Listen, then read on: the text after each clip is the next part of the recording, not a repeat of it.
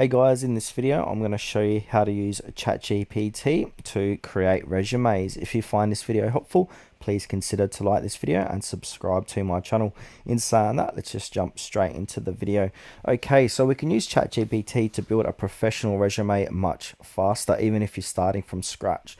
So basically, you want to give ChatGPT your information. So you start by pasting in your name, contact details, the job title you want, your work experience, education, skills, certifications, achievements. And our example prompt for this will be: I worked as a retail assistant for 2 years, helped customers handle cash registers and train new staff. I'm applying for customer service jobs in that as well. Now, once you got all that information, you want to go ahead and send the prompt. So I've got another prompt here that I worked on earlier. So I want them to create a modern, professional, ATS friendly resume for me. So this resume style and design, so I'm giving it some style and design. So clean and minimalist design, black and white color scheme, etc.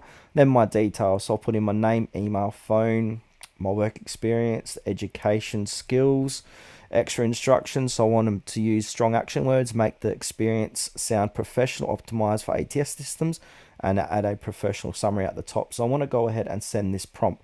Now this is going to spit me out my resume.